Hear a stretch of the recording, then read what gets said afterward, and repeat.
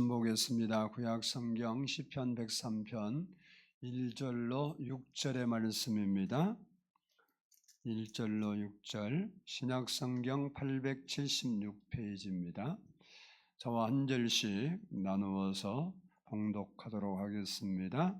제가 1절 봉독에 올립니다. 내 영혼아 여호와를 송축하라.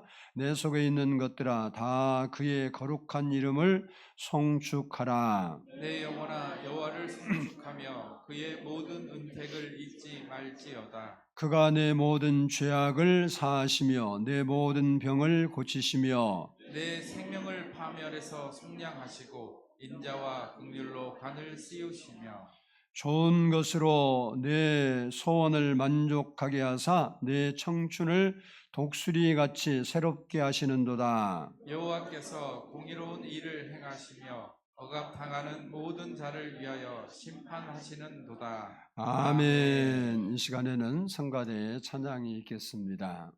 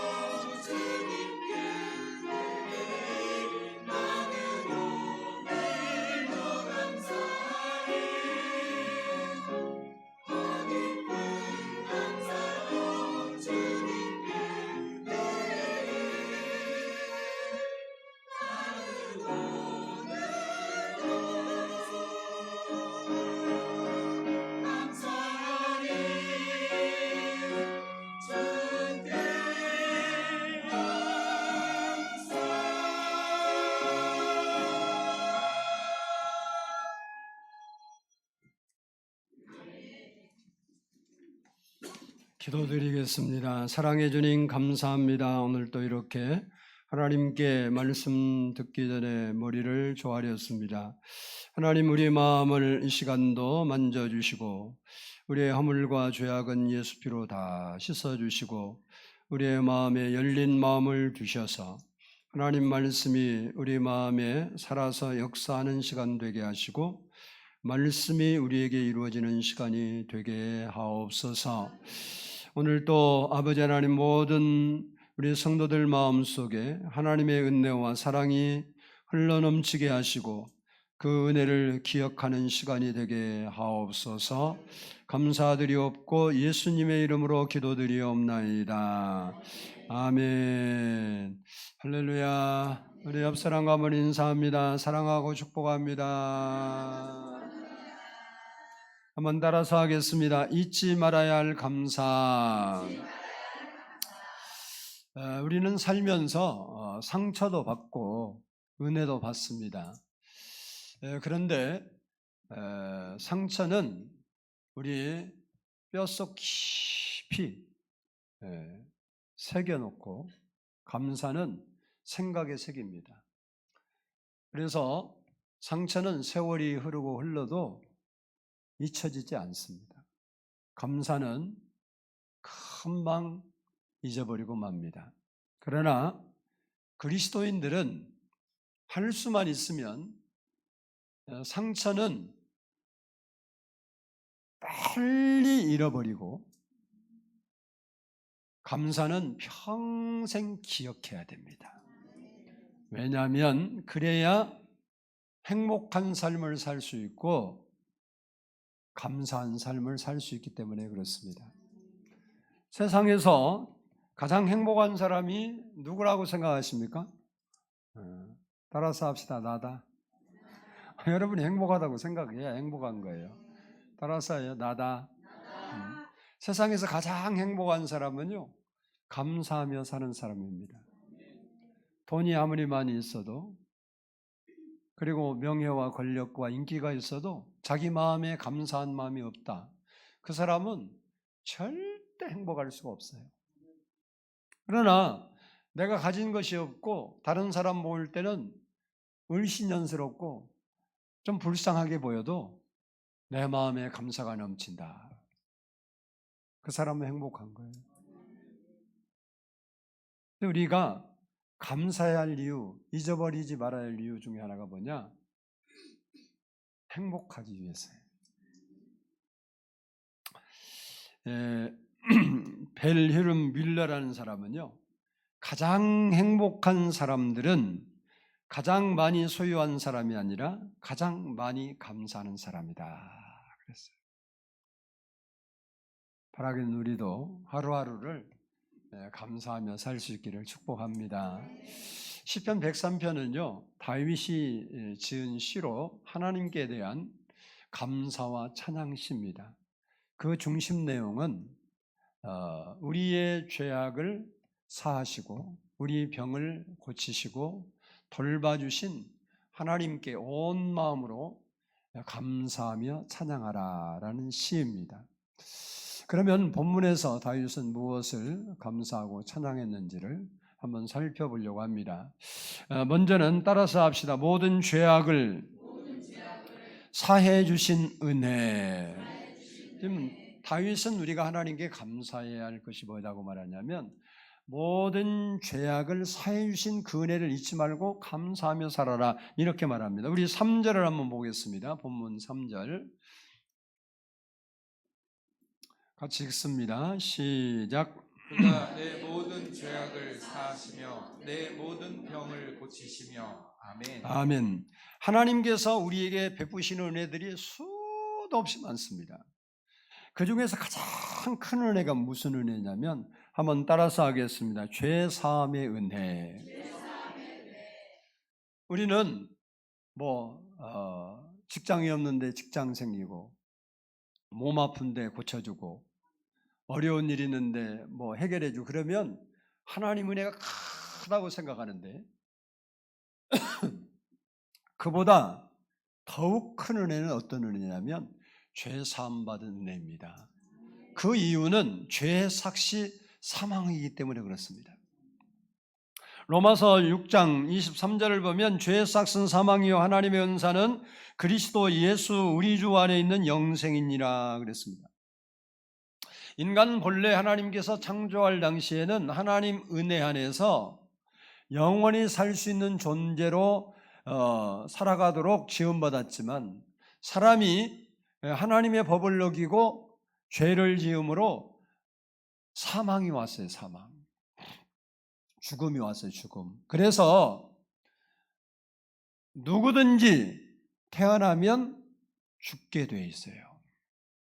뭐 여기 있는 여러분도 나는 안 죽을 거야, 그럴 사람은 없겠죠. 그래서 인생이란 엄밀히 말하면 살기 위해서 태어난 게 아니라 죽기 위해서 태어난 거예요. 성장한 것 같지만 죽어가는 겁니다.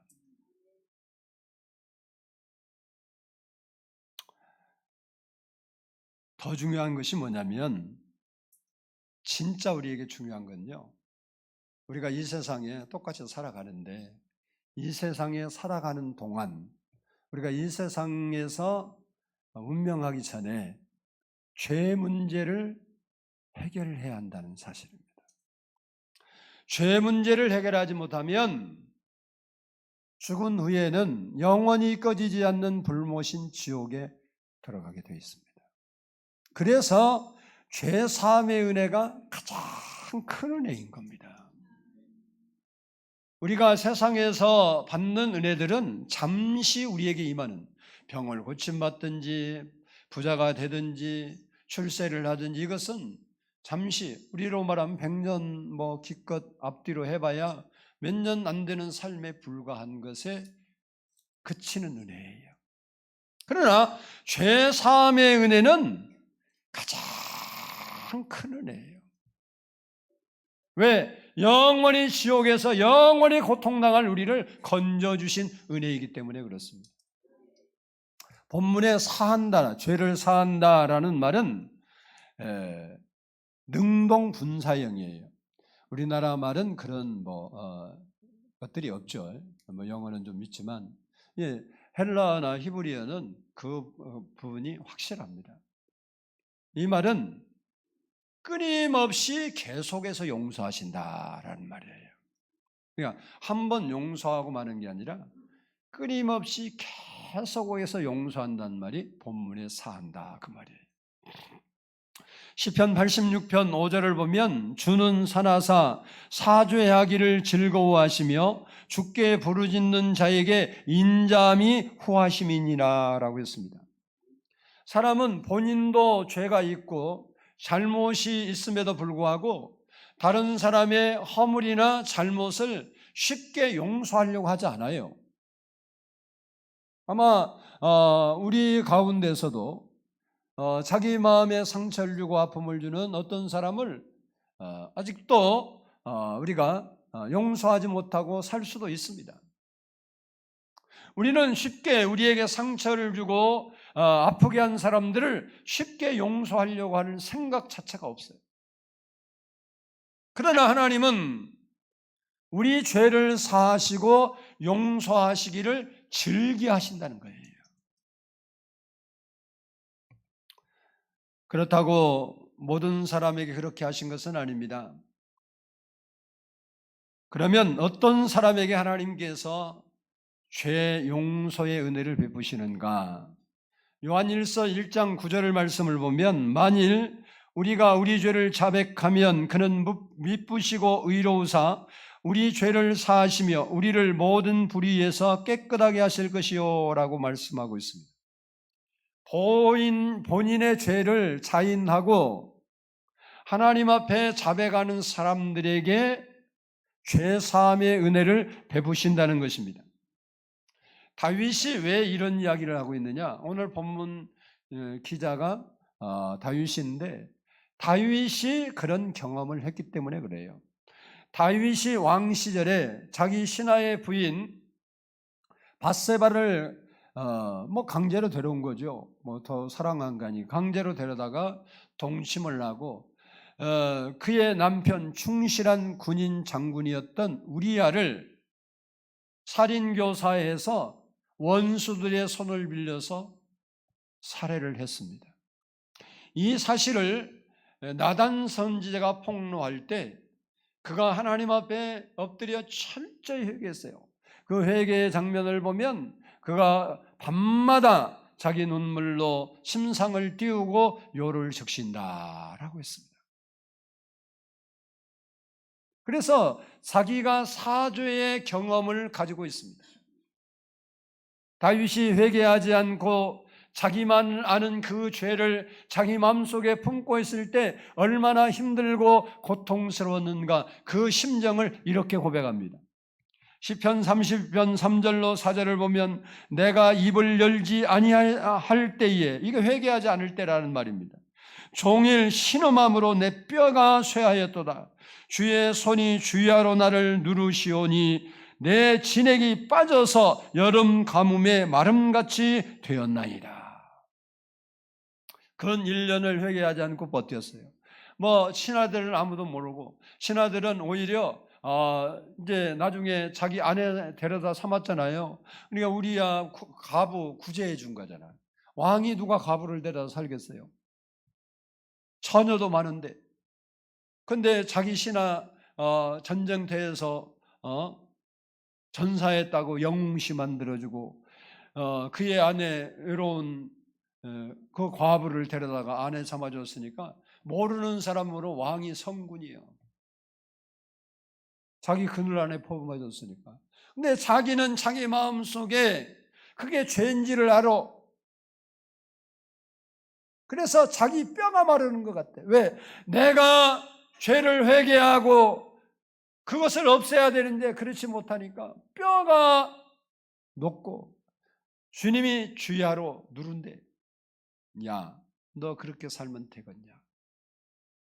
내가 왕 시켜줬는데 너는 죄를 짓고 회개도 안 하냐? 기다려도 아무리 눌러도 소식이 없으니까 나도 안 보냈어요. 우리도 우리 죄악이 우리 안에 있잖아요.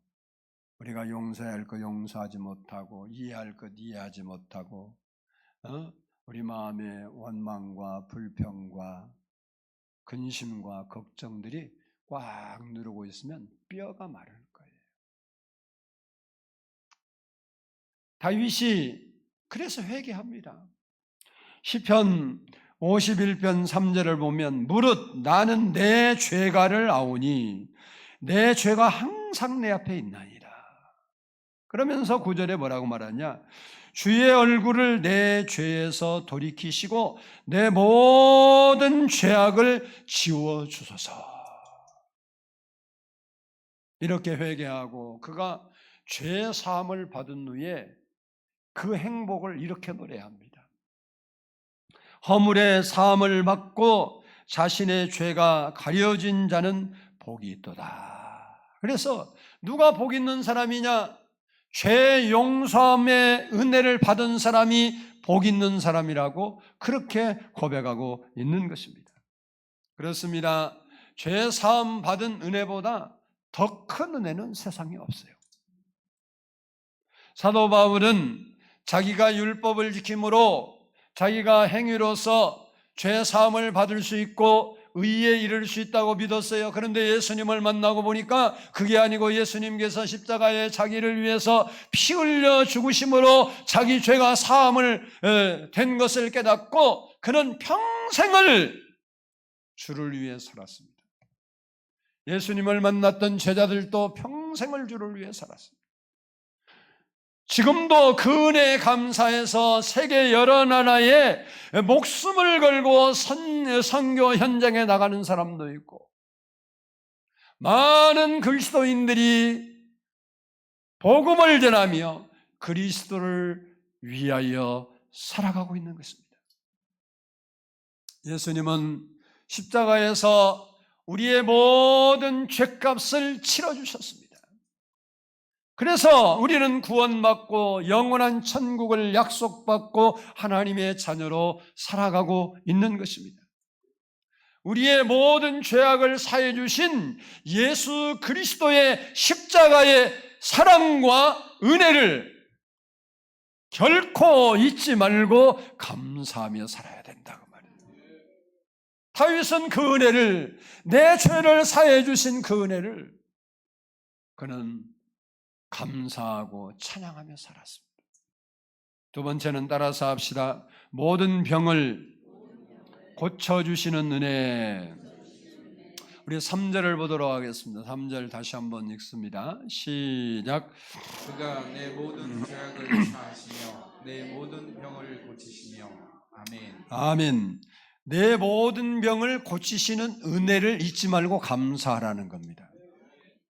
여기서 말하는 모든 병이라는 말은 우리의 육체의 병만을 뜻하는 것이 아니고 정신적인 부분도 포함되어 있습니다. 다시 말하면 육체의 질병, 마음의 상처, 실패, 절망, 고독 등 그리고 영혼의 질병을 통틀어서 여기에서 모든 병이다 이렇게 말하고 있습니다.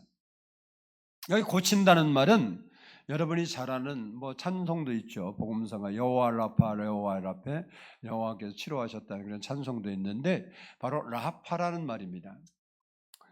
이 말은 단지 육체를 고치는 의료 행위를 말하는 것이 아니고 원래의 완전한 상태로 고쳐서 회복시키는 것을 의미해요. 이게 세상의 의사들은 가서 여러분이 무슨 병이 걸려서 수술을 하든지 치료를 받고 약을 조제 먹으면 그 병은 깨끗이 나았어요. 근데 육신의 질병 고쳐졌다고 마음에 상처받은 게 없어지냐? 안 없어져. 질병은 크게 세 가지가 있습니다. 하나는 육체의 질병입니다. 이것은 우리의 몸의 건강과 생명을 위협하는 질병을 말해요. 둘째는 정신적 질병입니다. 이것은 우리 마음의 안정과 평강을 위협하는 질병을 말합니다. 그리고 세 번째는 영적인 질병이 있습니다. 이것은 우리 마음의 평강과 영생을 위협하는 질병을 말합니다. 이런 무서운 질병은요, 현대의학으로도 상담이나 교육으로도 원래 완전한 상태로 회복시키는 치료는 불가능합니다. 일부분은 상담을 통해서도 치료받고 또 병원 치료를 통해 치료받지만 완전한 복귀는 어렵습니다. 오직 만병의 의사이신 예수 그리스도만이 우리 인생을 세 가지의 중대한 질병으로부터 고칠 수 있는, 해결할 수 있는 유일한 분이시라는 거예요. 출애굽기 15장 26절을 보면 나는 너희를 치료하는 여호와라고 말씀하고 있습니다. 그 말은 싸매시고 꿰매서 완치하시는 분이다 그 말이에요. 그러니까 육체와 질병 고치는 게 아니고 하나님이 치료한다는 그 치료는 우리가 그 병이 생기는 원인이 정신에서도 올 수 있고 영혼에서도 올 수 있는 거예요. 그 모든 것을 다 치료해서 온전한 상태로 만드는 것을 여호와께서 치료하신다라는 말입니다. 하나님은 누구를 고치실까요? 누가 고침을 받을 수 있을까요? 하나님이 고치신다고 믿는 사람에게 치료의 역사를 베푸시는 거예요. 믿지 않으면 아무리 해도 안 돼요. 믿으면 하나님이 역사하시는 거예요. 이게 하나님이 하실 것을 믿어야 됩니다. 유현미라는 24살 된 자매의 간증입니다.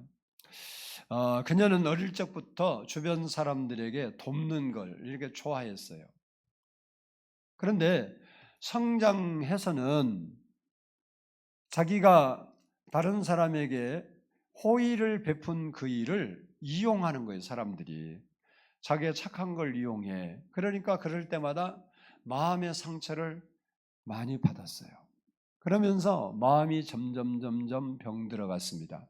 결국 그거 이기려다 보니까 알코올 중독이 되었고 조울증에 시달리게 됐어요. 어느 날 너무 심해서 결국 병원에 입원하게 됐는데 병원 의사가 당신은 정신질환자입니다. 정신과 치료를 받아야 이런 진단을 내려서 그때 마음이 무너졌어요. 퇴원한 후에 자기가 정신병원에 다녀왔다는 그 기억 때문에 우울감이 더 커졌어요. 그러던 중에 지인의 초청으로 교회에 나가게 됐는데 거기서 들은 한 말씀이 그의 마음을 찔렀습니다. 예수님은 죄인과 병자를 찾으신다. 한번 따라서 합시다. 예수님은 죄인과 병자를 찾으신다. 그러니까 예수님은 의로운 사람 찾는 게 나는 의롭다 그런 사람이 아니라 죄인을 찾는. 그러니까 자기가 병들었으니까 그 말이 자기 마음에 아주 꽂혔어요. 그날 그녀는 처음으로 나 같은 사람도 사랑하실까라는 마음이 들었습니다. 그리고 예배를 드리는데 눈물이 흘러나왔어요. 그 후에 예배와 성경 공부와 기도 모임을 통해서 공동체에 모이는 공동체에 사랑을 경험하게 되었고 예수님이 자기를 어떻게 사랑하시는 것을 깨닫게 되면서 상처와 그 병증이 점점 줄어들었고 결국 의사로부터 완치 판정을 받았습니다.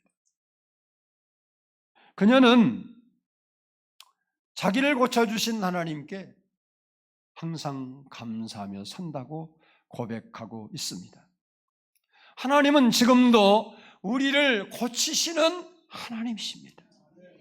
오늘 본문 14절을 보면 이는 그가 우리의 체질을 아시며 우리가 단지 먼지뿐이심을 기억하심이로다라고 했습니다. 하나님은 우리를 창조하셨기 때문에 우리의 체질을 아시고 흙으로 우리를 지으셨기 때문에 우리가 흙에 불과 진토에 불과하다는 걸 안다는 거예요. 의사는 병의 원인을 몰라서 고치지 못한 병이 너무 많습니다. 병원에 자주 다녀본 사람은 알겠지만 병원 의사가 오진율이 엄청 높습니다. 그래서 중대한 질병은 절대 한 병원 가지 않죠. 큰 병원에서 진단받아도 또 다른 큰 병원에 또 가보는 거예요. 왜? 병명을 알지 못하니까, 병의 원인을 못하니까 치료할 수가 없어요.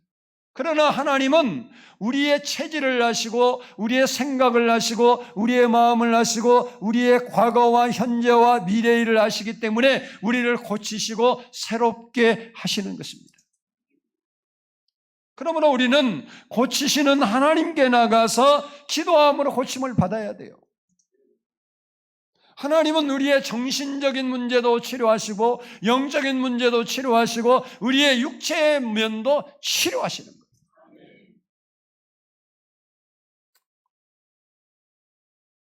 우리 김영준 집사님이 이 시간에 또 아마 예배 인터넷에서 들을 것 같긴데 병원에서 지난주 금요일 날 내가 통화를 했더니 막 좋아하더라고. 지금 뇌출혈이 있어서 쓰러지셔갖고 너무 심해갖고 그냥도 수술 못하고 혈관을 이식해서 이렇게 연결해놨는데 그래서 왼쪽이 마비 와서 못 썼는데 지금 재활한 데 한 2주 됐나? 이제 3주 된가 그래야 되는데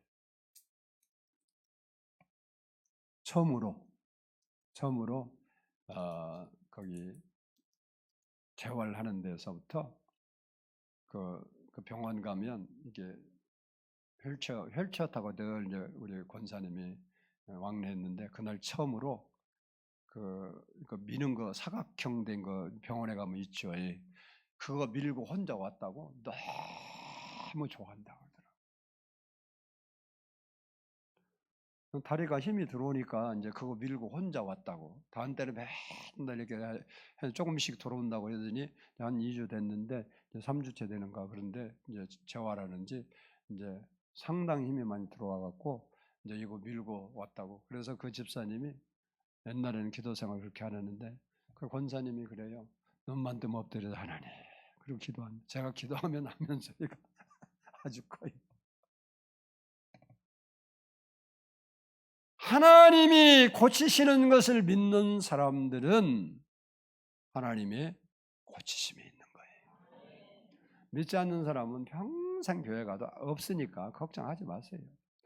하나님은 믿는 자에게 역사하시는 거예요.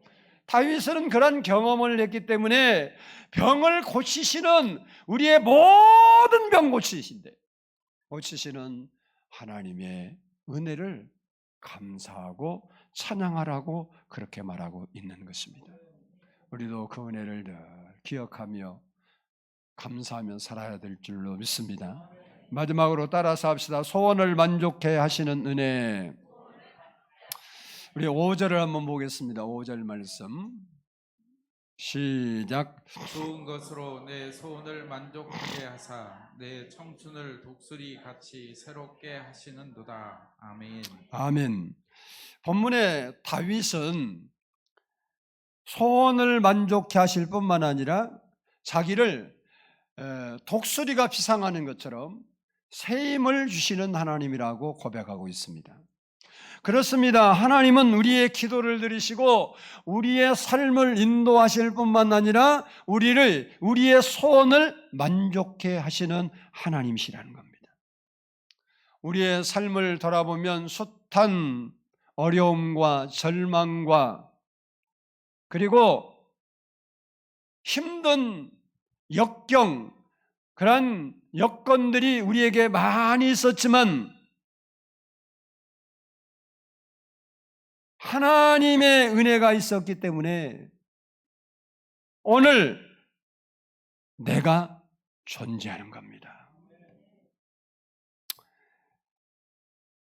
저도 돌아보면 아마 여기 있는 분들도 그런 경험들이 많겠지만 저도 죽을 고비를 엄청 많이 넘겼어요. 자세히 말은 못 드리지만 여러 번 젊었을 때 위험한 행동을 많이 해서 죽을 고비를 넘긴 기억이 있습니다. 그래서 지금은요 생각해 보면 내가 살아있는 게 기적이고 참 하나님 은혜다 이렇게 생각이 들어요. 그냥 내가 그걸 생각해서 그런 것 같아 이렇게 대입시켜서 이해하려고 그런 게 아니고 그냥 가만히 어느 날 생각하면 내가 지금 존재하고 있다는 자체가 이게 기적이네. 죽을 병에서 살려준 기적이 아니라 저는 죽을 병은 걸려본 적은 없지만 아직 죽을 고비를 너무 많이 넘겼어요. 아주 그 순간 까딱했으면 나는 저 세상 사람들 만한 환경들을 많이 만났었는데 지금 생각하면 하나님의 은혜가 있었구나 그 생각을 해요. 아마 여러분도 돌이켜보면 그런 생각이 날 만한 일들이 있을 겁니다. 우리는 우리를 인도하시고 보호하시고 돌봐주신 그 하나님의 은혜를 발견해야 돼요. 그리고 감사하는 삶을 살아야 돼요. 충북대학교 천문우주학과 김용기 교수님의 이야기입니다. 그는 2살 때 소아마비를 알아서 보조기구가 없으면 기어다녀야 하는 장애를 갖게 됩니다. 그래도 그의 아버지는 그 아들이 그렇게 되었지만 내가 앞으로 너 혼자 벌어서 살려면 시계 수리공이라도 되라 하면서 5km 떨어져 있는 학교에 자전거로, 요즘 같으면 자가용이 있으니 좋겠지만 자전거로 날마다 통학을 시켰어요.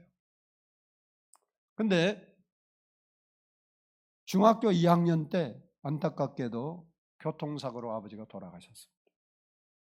그 후부터 가진 장애 때문에 주변 사람들의 멸시와 그리고 편견으로 인해서 말할 수 없는 상처와 고통 속에서 성장을 했습니다.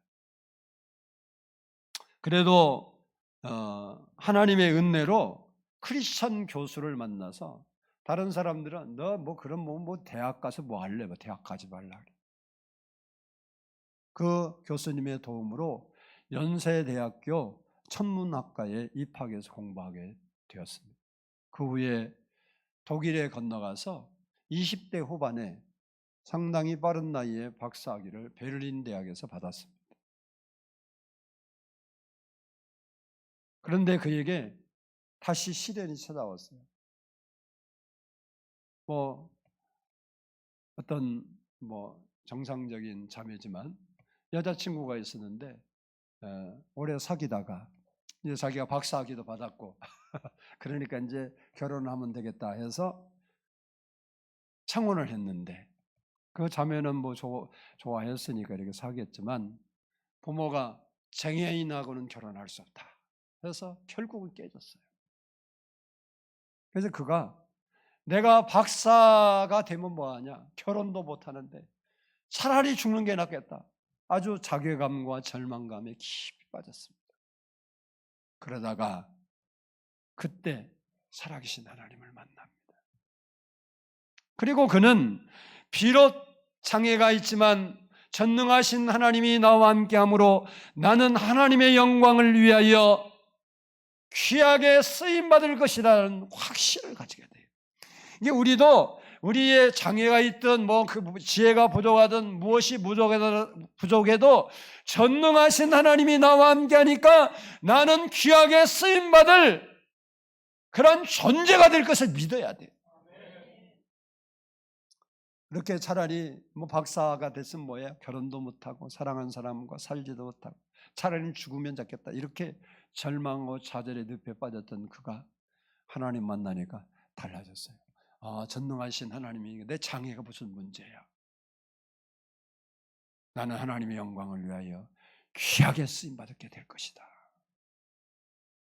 그리고 나서 이제 그 마음이 오니까 기도했어요. 하나님, 제 장애를 이해할 수 있는 믿음의 배우자를 제게 허락해 주세요.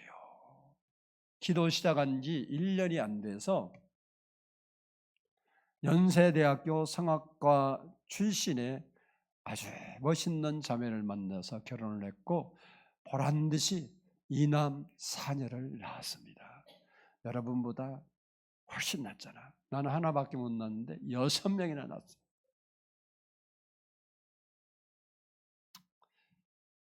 그가 오랜 동안 박사학위는 맞았지만 강사로 전념했어요.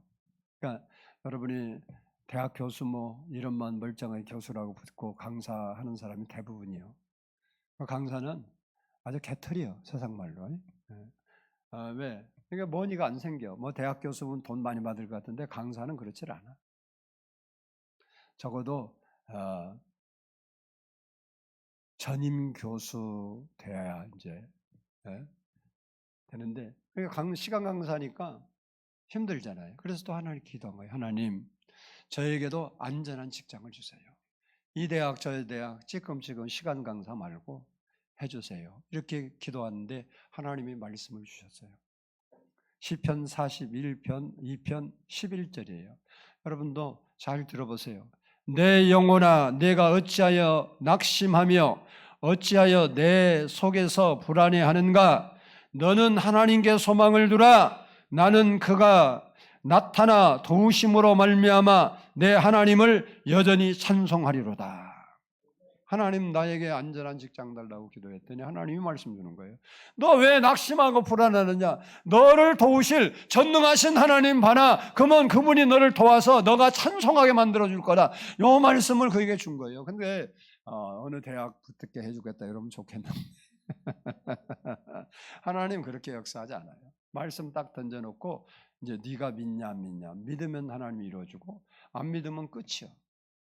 여러분이 설교를 듣다가 기도하다가 하나님 응답으로 하나님 말씀이 오면 그 말씀이 나와 별로 안 맞는 것 같을지라도 믿으면 하나님이 이루어 주시고, 그런 것도 있지만 뭐 뭔 상관이야. 그런 사람에게는 될 일 없으니까 그냥 형식적으로 왔다 갔다 하세요. 이분은 그 42편 11절 여호와를 앙망하라는 그 여호와를 바라보라는 그 말씀을 갖고 기도했어요. 기도하는 중에 충북대학교 천문우주과에서 교수로 임명을 하게 된 겁니다. 그는 강의 첫 시간마다 자기가 만난 하나님을 간증하고 기도하고 시작을 해요. 그는 이런 이야기를 합니다. 한때 장애란 이유로 대학 입학이나 결혼을 반대했던 사람들을 용서해야 한다고 생각했지만, 한때는 자기 상처 주은 사람을 자기가 용서해 줘야지 이렇게 생각했는데, 그들은 용서의 대상이 아니라 감사의 대상이었습니다. 제 믿음의 성장에 훈련 바튼으로 쓰임 받았기 때문에 오히려 제가 그들에게 빚진 자이지요. 저의 육신의 아버지는 시계 수리공이라도 되어 자립하기를 바라셨지만 영의 아버지인 하나님의 계획은 시계 수리공도 아니고 약사도 아니었습니다. 하나님은 제가 절뚝거리며 강의하는 대학 교수가 되어 대학 선교의 비전을 감당하게 하셨습니다. 하나님은 우리의 소원을 만족해 한다는 말은 우리를 만족하도록 인도하시는 하나님이라는 거예요. 우리가 그 하나님을 바라보고 그 하나님을 믿고 나가면, 그 하나님의 약속의 말씀을 붙들고 나가면 하나님께서 우리의 모든 죄악을 사실 뿐만 아니라, 그리고 하나님께서 우리의 모든 질병도 고쳐주시고, 그리고 우리의 삶을 돌아보셔서 하나님의 선한 성직으로 살아갈 수 있도록 우리의 인생을 이끌어 주신다는 겁니다. 그렇습니다. 하나님은 신기한 방법으로 우리의 소원을 만족해 하시고 새 힘을 주십니다. 이 김용기 교수님이 소아마비에 쓰러져서 상처받을 때 이런 일이 벌어지리라고 생각이나 했겠어요? 우리도 내 인생에 어떤 일이 벌어질지 여러분이 상상할 수 있으면 그건 여러분의 꿈이요. 하나님은 내 인생이 아무리 실패의 인생처럼 보인다 할지라도 그분이 함께 하시고 그분이 말씀하시고 그분이 함께 하시면 놀라운 역사가 일어나는 거예요. 하나님은 위기의 순간에도, 절망의 순간에도, 고통의 순간에도 함께 하시고 우리를 인도하셨기 때문에 여러분이 이 자리에서 예배하고 있는 겁니다. 알고 보면 그래. 생각 안 하니까 그렇지, 우리 알고 보면 내가 이렇게 하나님께 예배할 수 있는 것이 하나님의 은혜였습니다. 우리에게는 고통의 시간이 있고 절망의 순간이 있고 상처의 순간이 있고 아픔의 순간이 있었지만 그 순간에도 하나님은 우리를 버리지 아니하시고 우리와 함께 하시고 우리를 선한 길로 인도해 주셨기 때문에 오늘 우리가 이렇게 하나님을 예배하는 거예요. 하나님의 은혜가 아니면 소망이 없고 멸망받을 만한, 멸망당할 수밖에 없는 우리였지만 우리를 구원하시고 고쳐주시고 선한 길로 하나님은 오늘까지 인도해 주신 것입니다. 그 은혜를 우리는 잊지 말고 감사하며 살아야 된단 말이에요. 늘 언제나 하나님께 감사하며 살아가는 우리 성도들이 다 될 수 있기를 주의 이름으로 축복합니다. 기도하겠습니다.